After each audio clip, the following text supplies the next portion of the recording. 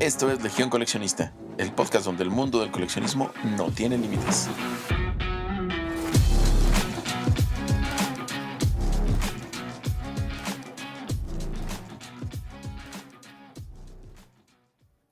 Hola, bienvenidas a un nuevo episodio de Legión Coleccionista, el podcast donde hablamos de todo tipo de coleccionismo.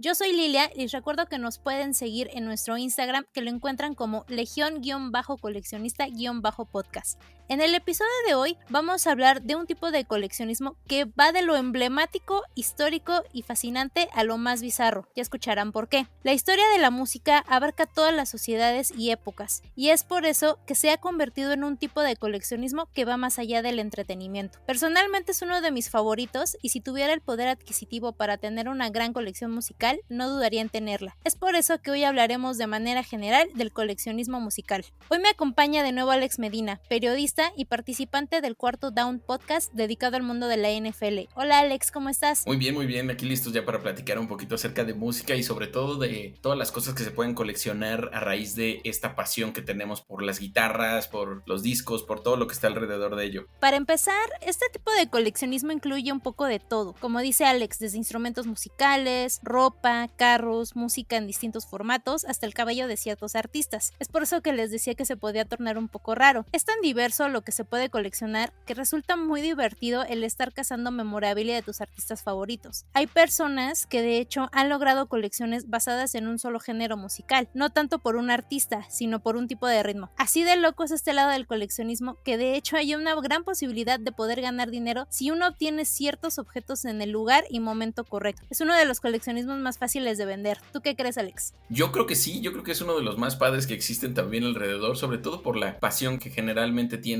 la música en la gente y todo lo que puede generar alrededor de ello. Yo creo que sí existe mucha posibilidad de estar, como tú decías, en el momento correcto, en el momento justo para recibir ese ítem, no sé, esa cosa, ese producto que te cambie no solo a ti la vida, sino a futuro que pueda ser capaz de mover muchísimos billetes verdes también. Es que resulta ser algo muy divertido porque nunca sabes qué va a pasar en un show, en un concierto o con cierto artista o cantante que te guste, ¿no?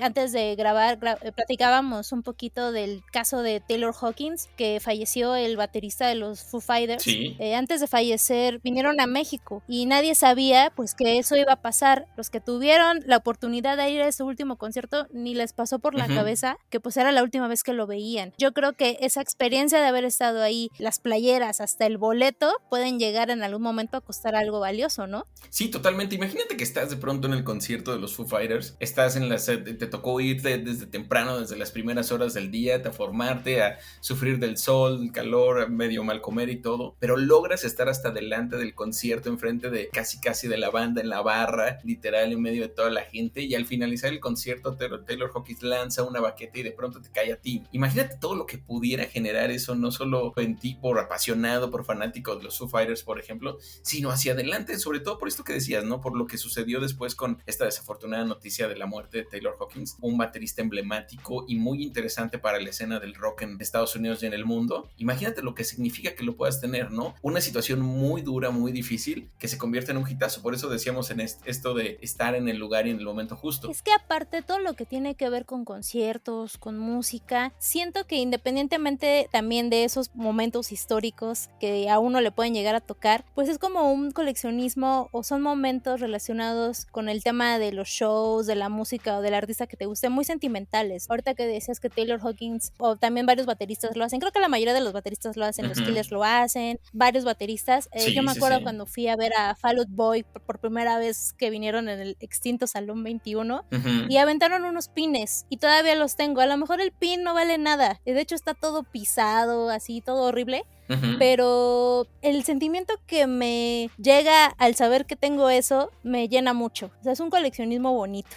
Es que la música yo creo que es capaz de mover muchos sentimientos y muchas pasiones alrededor de muchas cosas, ¿no? Estamos muy acostumbrados a escuchar canciones de amor, a escuchar canciones de tristeza, pero hay música alrededor de todo tipo de cosas, sobre viajes, sobre momentos muy particulares, sobre felicidad, sobre alegría, sobre muchos momentos personales que tienen los que se encargan de escribir estos compositores, estos músicos, estas bandas, estos artistas que de pronto están frente a nosotros y que acaban siendo muy importantes pues, para la vida en general de cada persona. Yo creo que por eso, por esta pasión que mueven los artistas es que de pronto existe pues este fanatismo de tratar de tener algo, ¿no? Algo de ese artista que está enfrente de mí, algo de ese personaje que me está viendo en este momento y que yo estoy con mis ojos observando y es con mis oídos escuchando su música. Yo creo que se genera como tú lo decías, ¿no? Algo muy bonito y muy particular alrededor de la pasión que existe en la música. Es que creo que es una parte de la vida que te permite coleccionar, aparte de discos, memorabilia de tu artista, playeras, te permite coleccionar experiencias. Uh-huh. Y creo que eso lo hace muy divertido, muy bonito y muy entrañable. Sí. Es que justo esto que estás diciendo, esta mezcla que se puede generar entre lo entrañable, entre la experiencia que se vive a la hora de estar en un concierto, de escuchar una canción en la radio o escucharla en plataforma de música, yo creo que hace que se genere, no sé, en el cerebro, en el cuerpo en general, una emoción muy grande y que eso se mezcle con poder acercarte a un personaje que acaba siendo una leyenda, hace que sea un coleccionismo que gira y que se vuelve completamente redondo. No digo que no suceda en los demás, porque de pronto puede ser muy fanático de un juguete, puede ser muy fanático de, no sé, de coleccionar ciertas cosas, pero en este en particular, la experiencia que te brinda el poder estar ahí, poder escuchar, el poder vivir, el cómo se encienden en general los sentidos, es lo que cambia, yo es lo que siento. Es que la experiencia inicia desde que compras el boleto, desde que te tienes que formar ahora en la famosa e infame fila virtual. Sí, terrible. Desde ahí empieza toda la experiencia.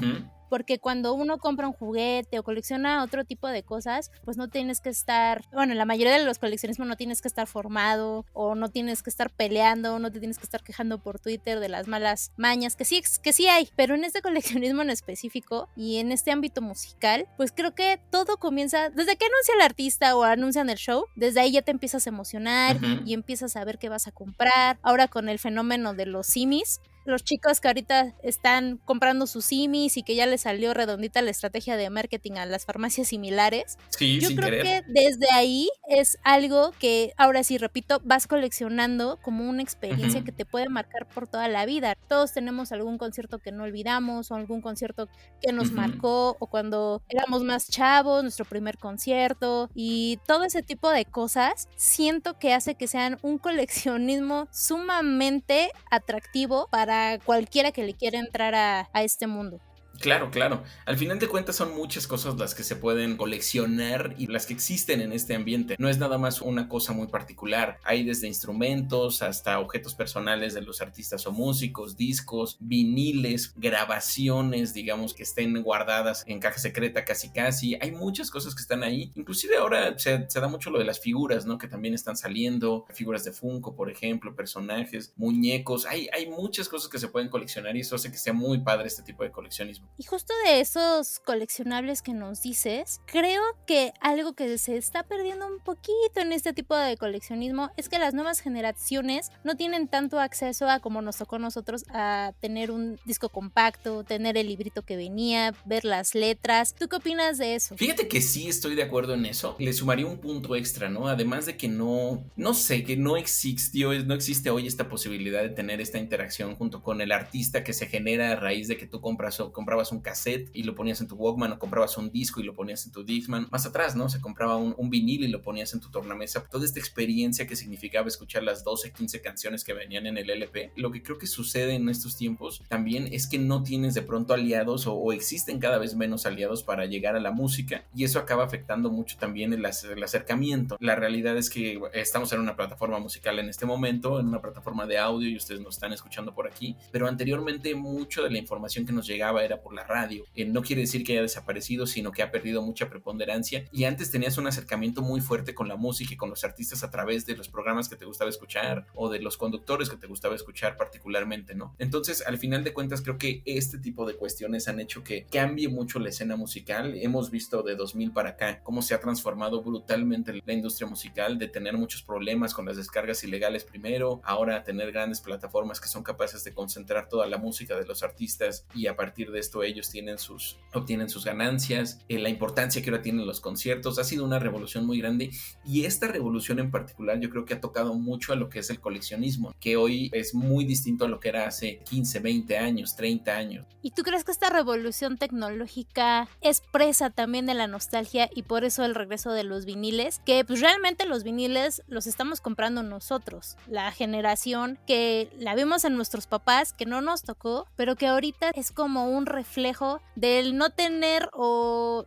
no querer adentrarnos 100% a estas nuevas plataformas que no te permiten tener algo tangible. Y eso nos lleva a coleccionar otras cosas, como tú dices, o sea, las figuras, instrumentos musicales, playeras. ¿Tú cómo ves? Sí, yo creo que tiene que ver, digo, nada más para poner en contexto y que la gente entienda, los dos personas que estamos hoy en este podcast somos millennials y somos nacidos alrededor de mediados de los 80 hacia adelante, entonces nos tocó vivir todavía esta última curva entre lo que era la música anterior, con esto que decíamos, con discos, cassettes, reproductores de música, nos tocó el inicio del iPod, nos tocó toda esta transición musical, y por eso podemos hablar desde este mundo. Ahora, también la realidad es que sí ha cambiado mucho el acercamiento y la manera en que se puede coleccionar este tipo de cosas. Era muy común antes, y yo creo que tú estás acostumbrada a ello, y yo lo estuve en algún momento, el que se coleccionaran montones de discos, ¿no? Montones de viniles, que tú llegaras a tu cuarto y vieras una pared llena de 20, 30, 50, 100 discos, CDs que estaban ahí acomodados perfectamente con la franja y la línea, y era tu colección, y era algo que estaba muy padre, ¿no? Pero esta transformación que hoy tenemos con el internet y la posibilidad de que accedas a contenidos sin que sean per se tuyos, hace que cambie mucho esta dinámica de cómo se colecciona, y creo que de ahí es que nacen estas otras alternativas que no es que no existieran antes, sino que ahora llaman mucho la atención de otro tipo de generaciones porque no les tocó vivir esta primera etapa del disco, ¿no? Es lo que me parece que es lo que sucede. Y también decir que este es un proceso de transformación continua, ¿no? Hoy estamos con esta parte de las plataformas, pero a lo mejor en 10 años estaremos con otras cosas y después con otras. Yo creo que la música tiene esta capacidad de sobrevivir a cualquier tipo de contexto y de transformación en general, y yo creo que lo iremos viendo cómo se va modificando con el curso de los años, y eso es algo que va a ser muy padre también. Y ahora que acabas de decir que nosotros todavía tenemos discos y eso, y también para no desentendernos un poquito del tema del coleccionismo, por si usted todavía tiene discos como nosotros, ya sea viniles o CDs o hasta cassettes, tenga en cuenta que la demanda suele ser más alta para los discos originales o las primeras ediciones. A menudo se identifican por variaciones en la etiqueta o en las portadas, pero pues si usted es coleccionista o quiere empezar, pues escárvele ahí a sus papás o sus hermanos, que esos son los que valen mucho. Es como coleccionismo viejo, vintage, pero de gran valor. Sí, totalmente. Son estas situaciones que de pronto se generan. Tú lo mencionabas ahorita, ¿no? De pronto hay algunas variaciones y hay cosas que cambian en estos álbumes, digámoslo así. Y hay varios como ejemplos que se pueden enumerar a raíz de esto. Voy a poner nada más un marco, que es el disco de Korn de los Untouchables de 2002.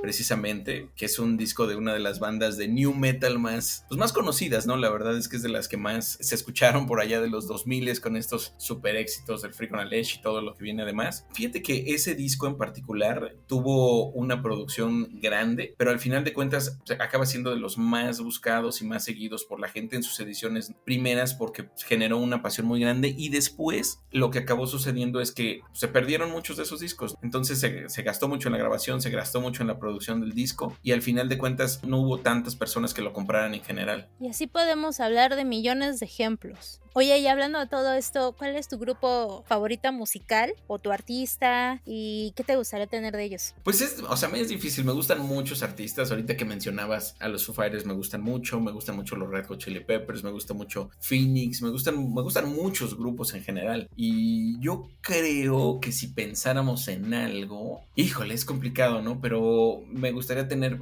algo de los Red Hot Chili Peppers precisamente, tener, no sé, tú has visto a Flea, ¿no? O sea, que esta personalidad que tiene, este personaje que ha sido a lo largo de la historia y todo lo que ha significado para la música Flea en general. Imagínate poder tener una plumilla de él, yo creo que sería algo que agradecería mucho siempre, sobre todo porque ha sido un personaje que no solo ha estado en los Red Hot Chili Peppers, sino también en otras bandas, y ha estado presente también, incluso ahora más recientemente, ya lo vimos por ahí en una serie de Star Wars. Entonces es un personaje bien interesante, que me cae bien, me gusta, me encantaría tener algo de él, una plumilla por ejemplo, sería fantástico. Si no es por empezar por su firma, ¿no? La verdad es que sería increíble poder tomarme una foto con él. Y en tu caso, ¿cuál sería tu banda favorita y qué te gustaría tener de ellos? Híjole, yo tengo varias. Yo soy emo de corazón. Ok. De los que me conocen, pues saben que me encanta Oasis, ya no existe, pero soy muy fan de los Gallagher. Una de mis bandas favoritas es Star Sailor. Me gusta toda esa onda punk, rock, el Green Day, Fall Out Boy, me encanta Panic! At the Disco. Y afortunadamente he podido ver a la mayoría de ellos. Pude ver a Oasis 2 veces antes de que se separaran. Me gustaría tener, yo creo que autógrafos. Yo sí soy de la vieja escuela. Yo sí me encantaría tener todos mis discos firmados. Sí. Y antes, donde trabajaba, que está muy cerca de Polanco, ahí todos los artistas que vienen al Corona Capital, ahí llegan. Les paso el dato por si quieren ir a estoquearlos. En el Camino Real de Polanco, ahí llegan. Y nos tocó, de hecho a Alex y a mí, nos tocó ver a varios artistas. Sí, lo recuerdo bien. Y tomarnos fotos con ellos. Me encantaría traer la Polaroid, sacarnos la foto y que esa misma foto nos la autografiaran. Eso para mí sería invaluable. Sí, eso es tremendo. Yo creo que al final de cuentas hay, ahorita que hablabas de los autógrafos, nada más por poner algunos ejemplos, en el ámbito de la música particularmente, Jimmy Page, imagínate tener una guitarra autografiada por Jimmy Page, lo que podría ser. Jimmy Page es el emblemático líder y guitarrista de Led Zeppelin en general, que pudieras tener una guitarra de él. Hay quien dice que puede costar hasta $80,000 por una cosa de esta naturaleza, un autógrafo original, legible, en buenas cualidades de Jimi Hendrix, que lo hubieras tenido en aquellos momentos en los cuales era un fenómeno de la música, que estaba en todo tipo de festival con su guitarra y estaba moviendo a todo mundo. Un autógrafo de él en buen estado puede costar $68,000. Entonces son varias cosas alrededor de esto, nada más por poner en marco lo que se puede significar un autógrafo para la gente, más allá de tu pasión, lo que puede ser hacia adelante. Sí, y aparte del recuerdo, ¿no? Imagínate Claro. tener esas personalidades así súper cerquita que digas, ¡ay, no manches! Pero, a ver, hablando como ya más terrenal, nosotros simples humanos, ¿tú qué crees que sea lo que ahorita los chavos o la gente que quiere iniciar en este mundo del coleccionismo musical pueda adquirir? Yo creo que ahorita, y eso antes no se veía, pero quizás no con la calidad que existe hoy. Eso es algo que me gusta mucho de la actualidad. Antes, mucho del merchandise que teníamos a la mano de artistas era realmente pirata, ¿no? Nos tocó una etapa en la cual los artistas venían a México, que había muy pocas cosas realmente originales de los grupos. No había tanta atención de los grupos por generar sus playeras, sus discos especiales para vender en los conciertos, vamos, las gorras, lo que sea, ¿no? No había esta necesidad, pero esta transformación que platicábamos hace un momento tuvo la industria de la música, los llevó a buscar tener nuevas fuentes de ingreso, y precisamente la venta de merchandise hoy ha cambiado mucho, y creo que sí, en general el merchandise es hoy algo que se puede coleccionar, ¿no? Y es algo que puede tener mucho valor para la gente, sobre todo porque lo producen ellos en muchos casos y es original. Yo ahí tengo un punto a hablar, porque creo que hay veces que la merchandising de México, la que venden afuera de los conciertos, está más chida que la original. Yo creo que puede ser, o sea, nadie cuestiona la calidad del diseño que tienen estos personajes que adaptan la música, los discos, los artes a las playeras que venden afuera del Palacio de los Deportes, del Foro Sol, de la Arena Ciudad de México, y un montón de recintos de música que nos ha tocado ir, y que hay muchos padrísimos. La realidad es que hay muchos padrísimos, pero el hecho es que una playera original puede llegar a tener mucho más valor de cara al futuro, ¿no? Tú como coleccionista puedes tener la que sea, ¿no? Si te gusta a ti en general, por decir algo, el happy punk, como decías, el emo hace un ratito, si tú eres el fanático no te va a importar tener una playera de Blink-182, de Good Charlotte y de todas estas bandas, de Fall Out Boy, de todas estas bandas que fueron emblemáticas en su momento, Simple Plan, y que tuvieron importantes presentaciones en México. La mayoría de ellas vinieron en algún momento, y que de pronto podías tener las playeras. Es algo que pues, para ti va a ser inigualable, no sean originales o no, pero la realidad es que sí, hoy puedes conseguir merchandise mucho mejor, en mejor material, original, detallado, obviamente más caro, también es una realidad, porque la mayoría de las veces los productos se transfieren literal del costo de dólar a peso. Entonces estamos hablando de que si una playera en Estados Unidos te cuesta $25, que es un precio común para comprar una playera en Estados Unidos, obviamente aquí $25 son 500 pesos, y tú podrías considerar que es caro para el costo mexicano el poder pagar algo en 500 550 pesos. Entonces yo creo que eso sí ha cambiado mucho. A nosotros sí, como te decía, nos tocó una etapa en la cual había muchísima piratería, mucha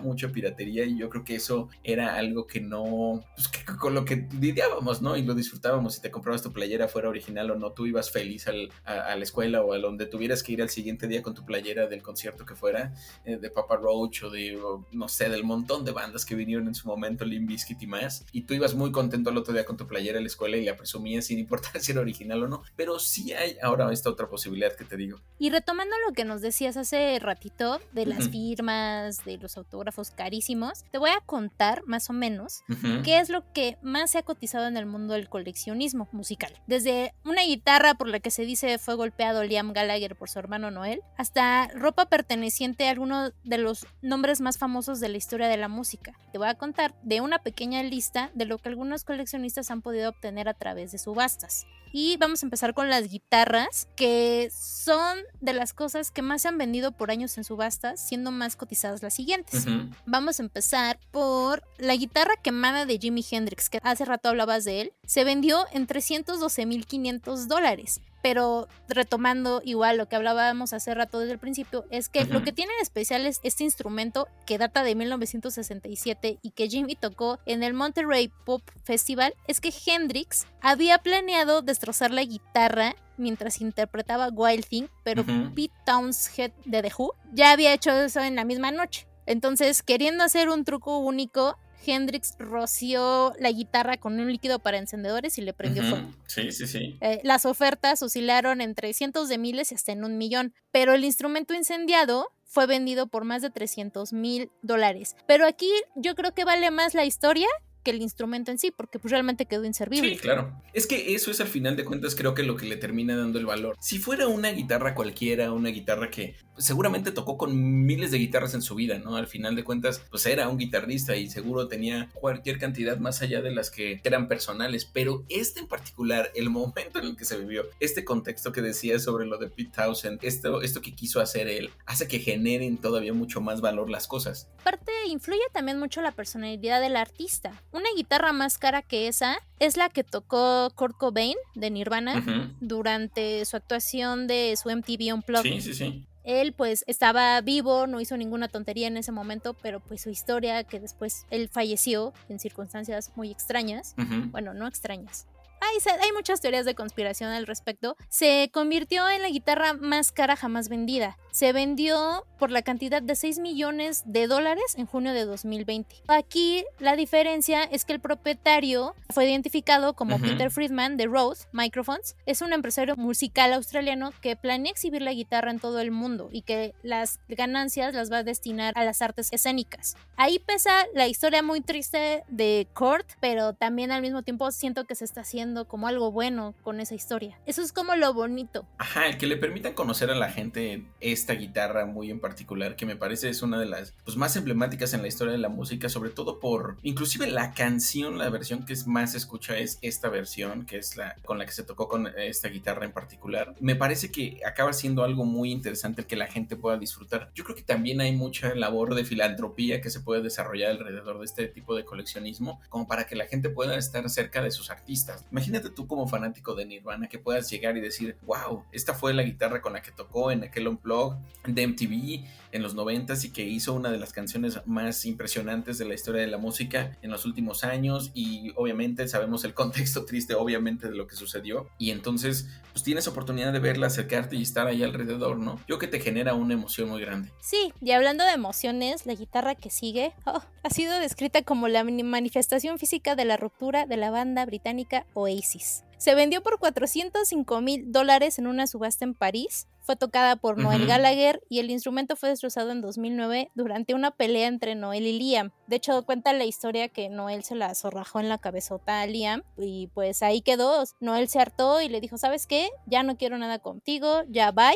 Y Liam se quedó así como que, pues, ¿qué pasó, no? Porque pues, siempre peleaban y él ha de haber dicho, no, pues al rato se le pasa, y no se le pasó. Aunque la guitarra está dañada, la restauraron y pues la compró alguien con mucha lana, y yo si fuera ese comprador, pues también. A mí sí me gustaría tener algo así, Ujú. pero volvemos a lo mismo, ¿no? O sea, para mí los Gallagher son especiales desde mi adolescencia y ahorita son solistas. Para mí, aunque es una historia medio graciosa, chistosona de pelea, sí me gustaría tener algo así. Es que podría pensarse que es como algo gracioso nada más el momento, lo que sucedió, el cómo se enfrentaron los dos, el cómo uno jugando con el otro o no jugando sino peleando más bien, decidió aventarle la guitarra en la cabeza, pero es el fin de una de las bandas más emblemáticas. O sea, ese guitarrazo per se en particular significa el fin de una de las bandas de la corriente del Britpop más importantes en la historia, ¿no? Entonces ese hecho hace que esta guitarra acabe siendo especial, no porque haya estado en las manos de alguno de ellos dos o porque le haya tocado la cabeza de uno, por decirlo así, sino porque es el final de una banda. Entonces ahí hay un contexto muy interesante. Desafortunadamente ya no pudimos ver nada de Oasis después de esa situación. Tantas veces se ha dicho que si pueden volver o no volver. Entonces por eso la guitarra adquiere este valor de emblemática, de histórica, de legendaria, digámoslo así.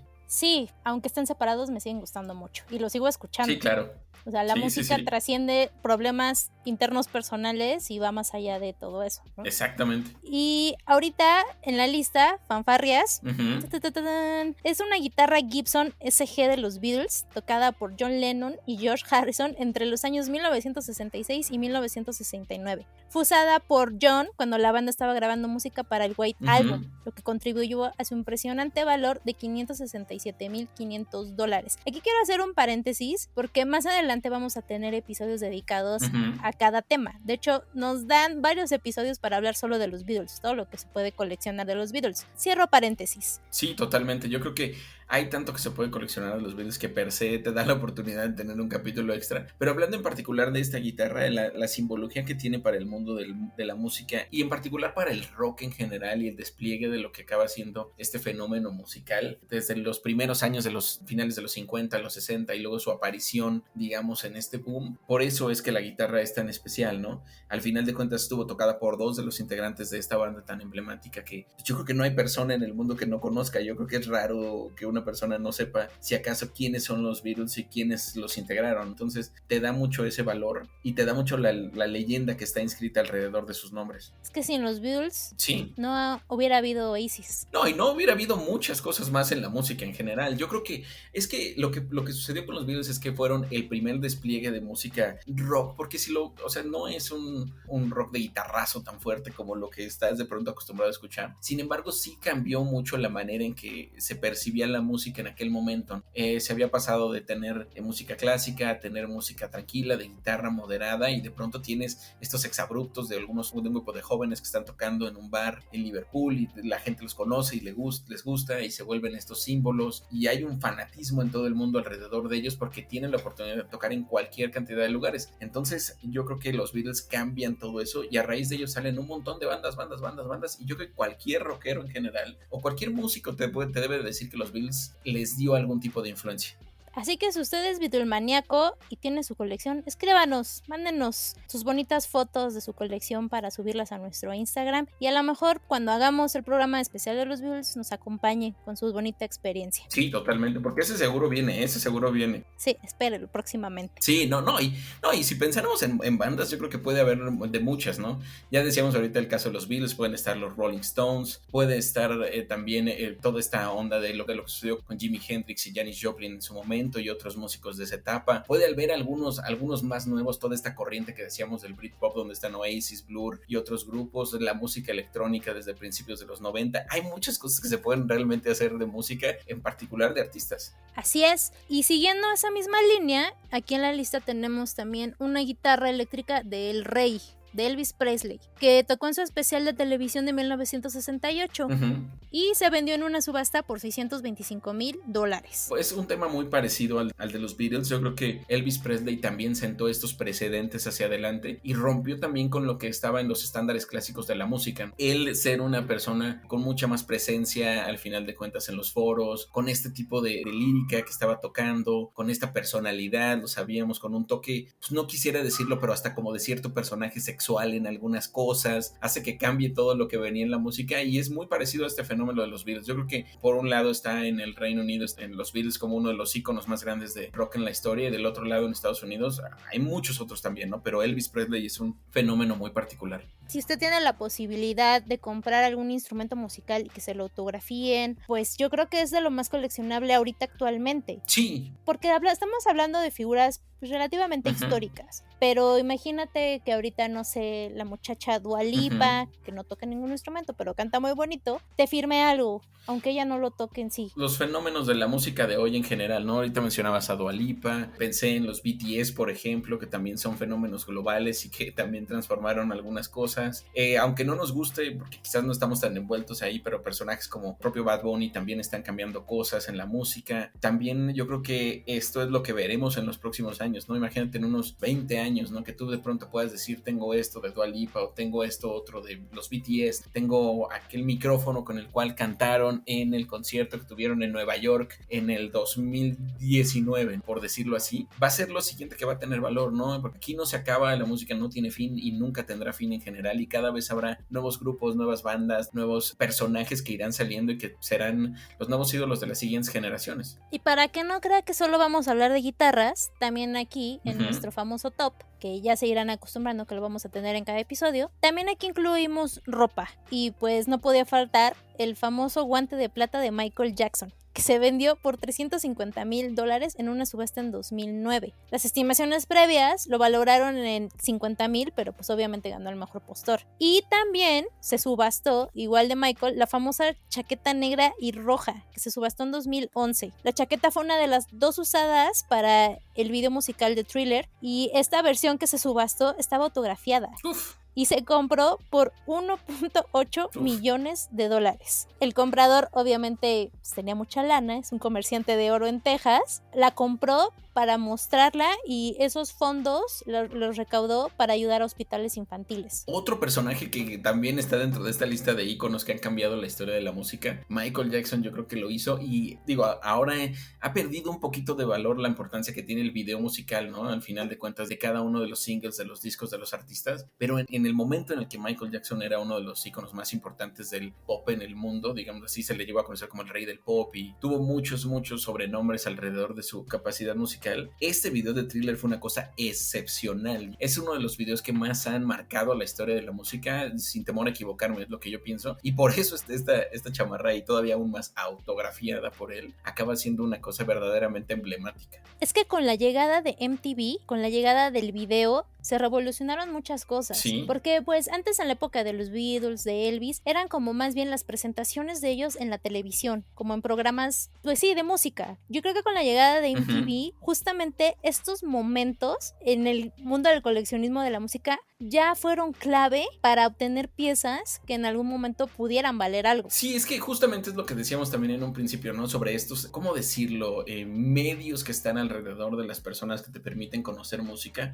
La radio obviamente siempre ha sido el principal y uno de los más importantes, a pesar de que decíamos que ha perdido mucha vigencia con todo el auge de las plataformas musicales, de los podcasts, precisamente como este en particular, en los últimos años. También en su momento la televisión fue un fenómeno brutal para ser un impulsor de la música. No solamente teníamos programas súper importantes en horarios estelares de música de todo tipo, como lo fue en su momento el histórico de Jools Holland. También canales como MTV se encargaron de potenciar muchísimo la música y de tratar de sacar cada vez artistas nuevos con agendas distintas, en todo tipo de ritmos, digámoslo así. Yo me acuerdo que es por MTV una de las razones por las cuales escucho la música que escucho hoy. Me acuerdo mucho de que escuchaba a los Backstreet Boys por ahí, me acuerdo mucho que escuchaba a Limp Bizkit, Korn por ahí, ya lo mencionábamos hace rato, y un montón de otros artistas que nacieron y se pudieron darse a conocer gracias a MTV. Yo creo que MTV es súper importante para la música en general, sobre todo a partir de los 80s, 90s para acá. Hoy es muy diferente el canal, pero sí fue muy, muy importante. Pero es que también esos medios se van transformando. A lo mejor ahorita no es MTV,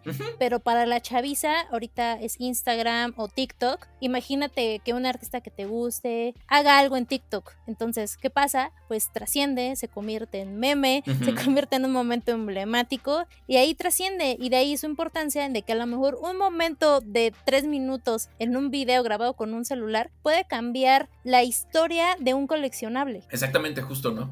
Antes a nosotros nos tocó tener MTV y no quiero decirle a chaviza porque suena ya como si estuviéramos súper chavorrucos y no tiene nada que ver, somos todavía forever young y jóvenes en este sentido, pero sí creo que hay muchos elementos distintos, te digo, justo a nosotros nos tocó MTV, a nosotros nos tocó estaciones emblemáticas de música, quizás en México como fue Radioactivo, como fue el fonógrafo. W, no, te está yendo muy viejo, pero pienso en W Radio, pienso también en muchas cosas que nos tocaron en su momento y hoy son todas estas plataformas. Existe obviamente mucho impulso musical a través de lo que se hace en TikTok, como decías, de los reels de Instagram y de otras plataformas como Snapchat y todo lo que se puede hacer alrededor de ellas. Están transformando la música también muchísimo y yo creo que incluso yo me atrevería a decir que hay muchos artistas que acaban siendo famosos gracias a que su canción se toca en TikTok, por ejemplo, y se acaban siendo conocidos por eso. Yo he conocido artistas por su canción en TikTok. Es que es el fenómeno de hacerse viral. Sí, muy distinto a lo que era antes. Antes alguien te decía qué escuchar. Es que antes era todo muy orgánico. No, yo creo que ahora es muy orgánico y hay chances de que todo nazca, digámoslo per se. Y antes, pues la realidad es que sí, las disqueras tenían mucho trabajo, mucha publicidad,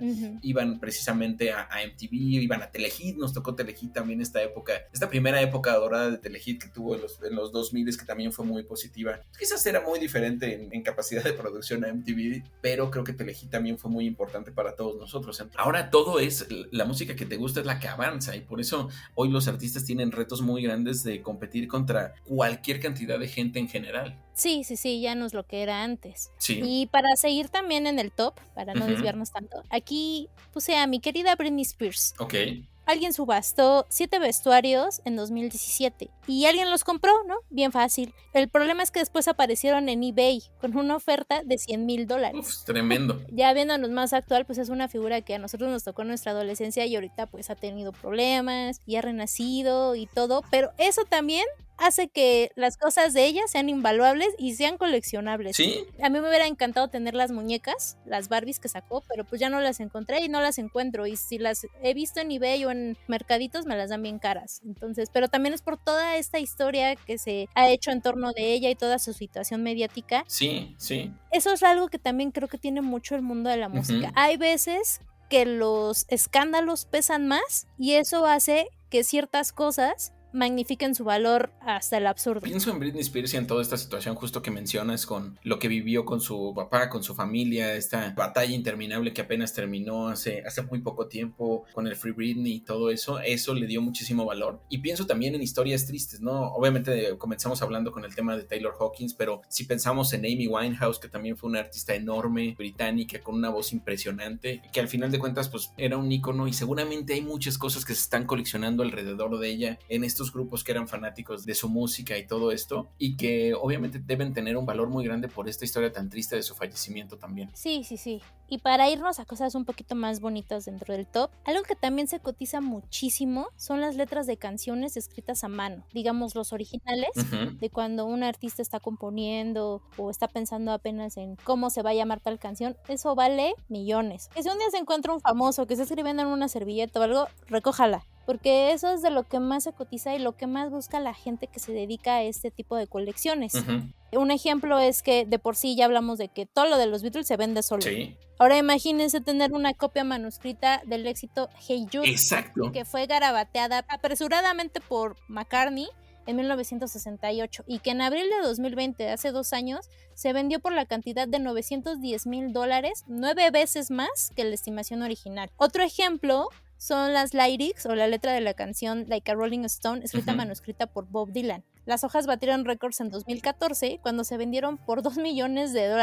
El manuscrito era una copia anotada de la canción, ni siquiera era como el original, era una copia, considerada una de las más influyentes de su época, y un comprador privado anónimo se la llevó a su casa. Esa subasta particular de Sotheby's presentó una gran cantidad de recuerdos musicales, en la que también se encontraba la letra de Bruce Springsteen para Thunder Road, que se vendió por $37,500. Y ya para acabar el top y no para no aburrirlos, también incluimos otros instrumentos. Uno de los más importantes es el violín del Titanic, que se usó para calmar a los pasajeros cuando el barco se hundió en 1912. Su dueño fue Wallace Hartley, que murió junto con otros 1,517 pasajeros, pero sorprendentemente el violín sobrevivió. La puja comenzó en tan solo $65 por esta pieza, pero en 10 minutos todo cambió y empezó la guerra telefónica que llegó a una conclusión de pagar $1.17 millones por el violín. Aquí pues yo creo que pesa mucho también la historia, ¿no? De que pasó la tragedia y se salvó. El que se haya salvado de por sí es algo increíble, pensando en todo lo que sucedió con el Titanic, pero yo creo que algo que le acabó dando muchísimo valor es toda la parafernalia positiva que se generó a raíz de las películas que dirigió, si no me equivoco, James Cameron,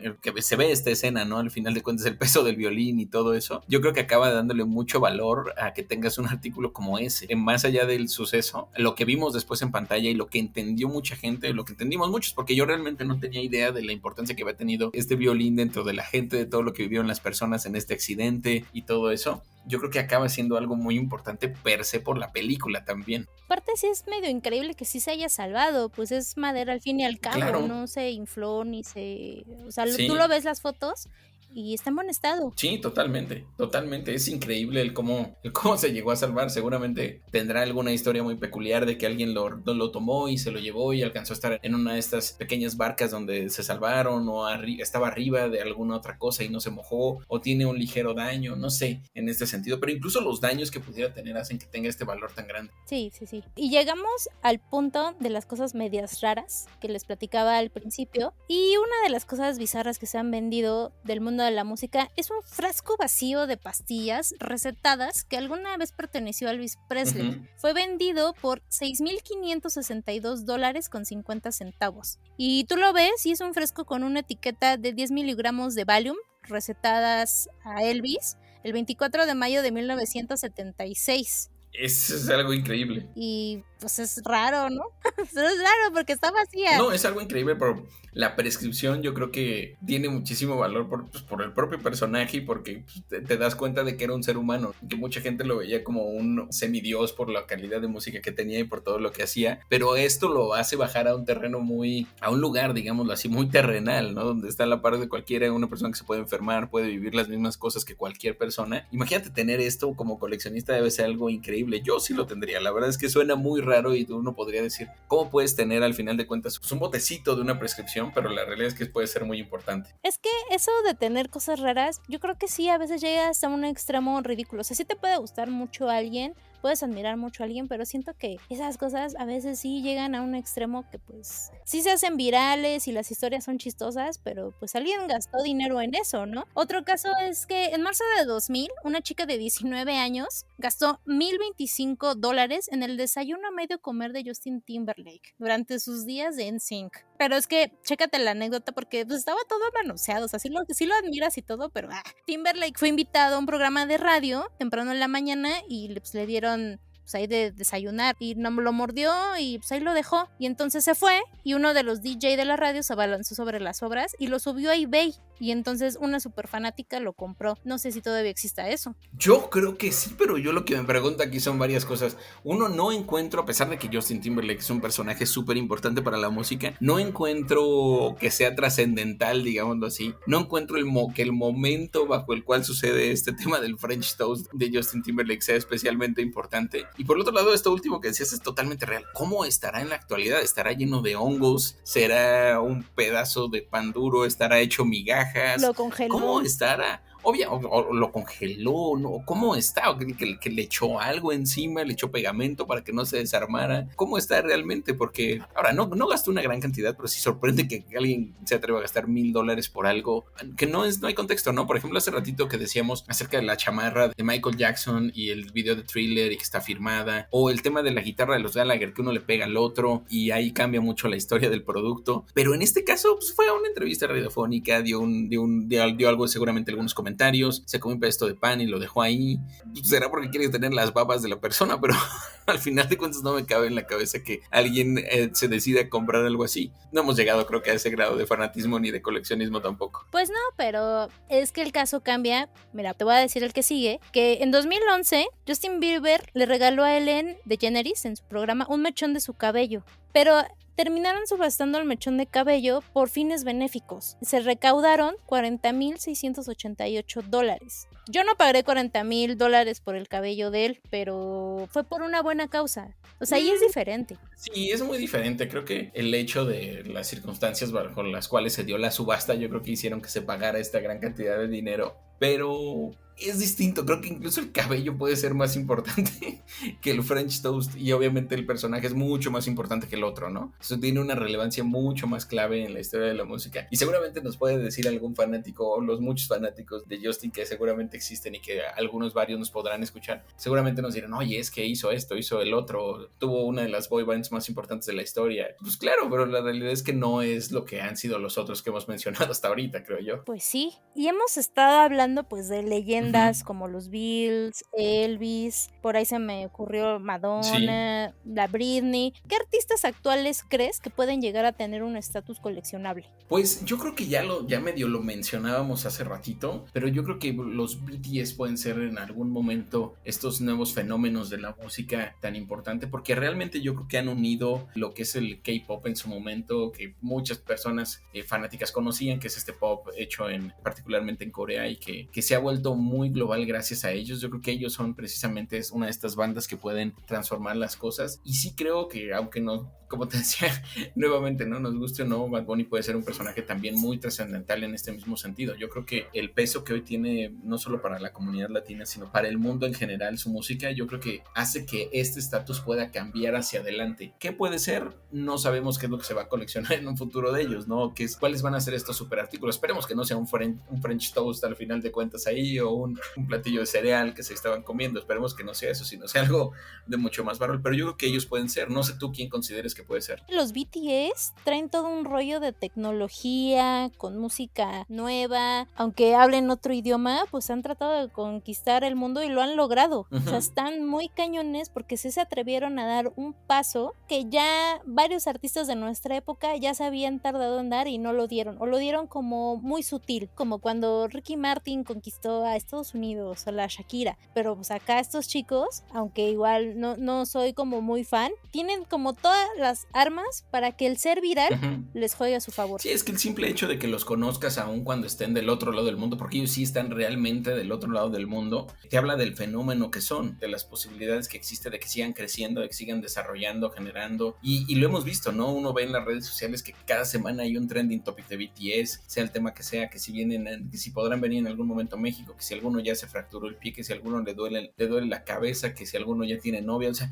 son algunas cosas que de pronto pueden llegar a ser inexplicables, pero el fanatismo existe, y yo creo que es justo esto que te decía, que conectaron dos mundos que, si bien no eran diametralmente distintos, sí tenían muchas diferencias en particular. Hay muñecos. Sí. Hay Funkos, sí. Tienen su propia marca, o sea, no hay ningún hueco, están por todos lados, y creo que eso también es muy valioso, porque hay artistas que solo se conforman con el stream, el TikTok, y ahí muere, y a lo mejor son hasta un poquito desechables últimamente, porque ahorita con estas nuevas tecnologías, pues cualquiera se puede hacer viral en 5 minutos. Claro. De eso a que lo aproveches y lo explotes, claro, es muy diferente. ¿Y no sientes que hay como un hueco ahorita en la música, en el rock, en el pop, en el punk, y que por eso están regresando todas estas tendencias que se agarran de la nostalgia, al punto de que otra vez el vinil es tendencia, o los dispositivos como los Walkman han vuelto a regresar a nuestras vidas? Sí, yo creo que hay esta nostalgia en general, en particular, de este tipo de cuestiones, y hay bandas muy consolidadas que siguen sacando discos. Pienso en el último disco de los Arctic Monkeys, por ejemplo, pienso en este último disco de los Red Hot Chili Peppers, pienso en el último disco que sacaron The Arcade Fire también. O sea, hay estas super bandas consolidadas, siguen estando vigentes y presentes en general. Sigue haciendo falta el que aparezcan nuevos grupos, nuevos personajes. Creo que de pronto ahí hay casos interesantes en bandas como Idols, o bandas como Fountains DC, que están sacando cosas bien padres. El mundo del hip hop está produciendo cosas padrísimas, pero sí creo que hace mucha falta todavía más capacidad en este sentido, y es difícil. O sea, yo entiendo que sea muy difícil generar nuevas bandas a raíz de toda esta batalla de las plataformas musicales que obliga a los grupos a estar produciendo hit tras hit tras hit tras hit, y es bien complicado, ¿no? Pero sí existe esta situación. Y para ir finalizando, llegamos a la sección de coleccionando datos. y te voy a platicar que los boletos abarcan una amplia variedad de intereses en el coleccionismo. Son buscados por coleccionistas en todo el mundo, desde fanáticos de los deportes hasta personas que asisten a conciertos. Si bien los boletos solían romperse al ingresar a un evento, dejando al asistente con solo un talón algunas veces, desde el 2003 la mayoría de los boletos se escanean, lo que significa en estos días que el conservar boletos sin romper los puede volver de gran valor.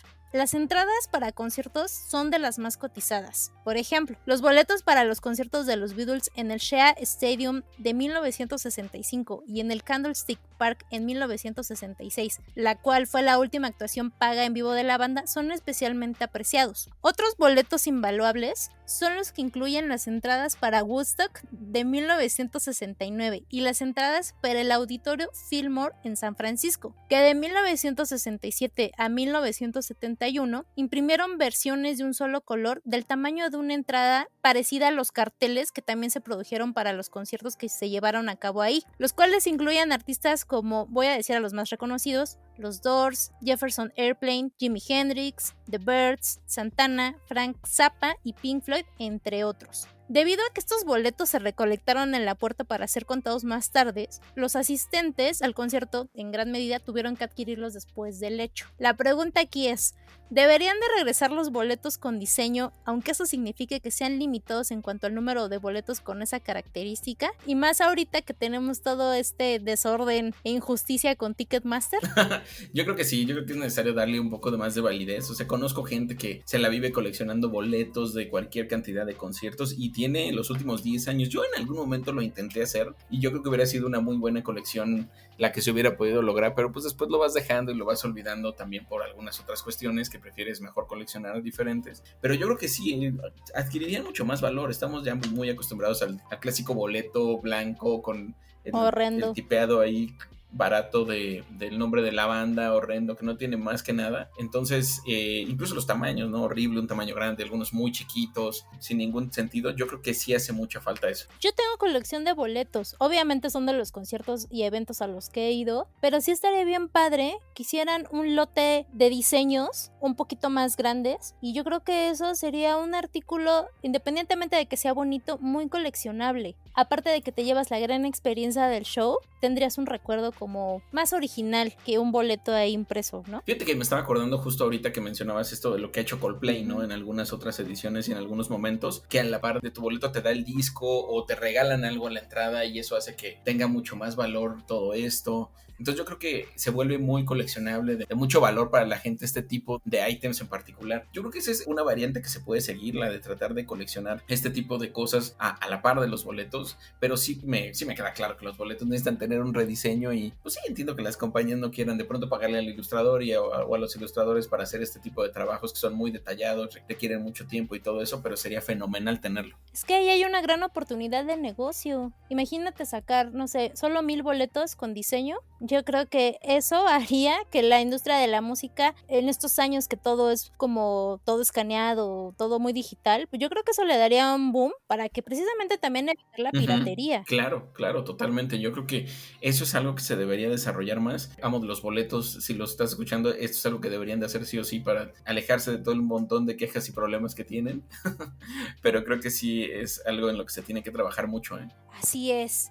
Y bueno, les vuelvo a aclarar para los que son nuevos en escucharnos o los que se han dado la oportunidad de seguirnos desde el episodio 1, que más adelante vamos a tener episodios especiales de cada tema, en este caso de cada artista. Haremos programas dedicados al coleccionismo de los Beatles, de Elvis, Motown, hasta de los más actuales, como decíamos, de BTS. Estamos abarcando el tema en general para que vayan tomando nota, por si usted se quiere dedicar a este tipo de coleccionismo. Aproveche que varios artistas aún siguen vivos y que, como dijimos al comienzo del episodio, no pierda oportunidad de estar en algún concierto o un evento que tal vez no se repita. Sí, totalmente. Yo creo que más adelante iremos abordando a cada uno de estos artistas de forma diferente, porque todos tienen historias muy peculiares, muy particulares, que las han llevado a este estatus de leyenda y que vale mucho la pena que lo toquemos. Así es. Y para despedirnos, no olviden seguirnos en Instagram. Estamos como legión-coleccionista-podcast, o escribirnos a legion.coleccionista@gmail.com, legión sin acento en el mail,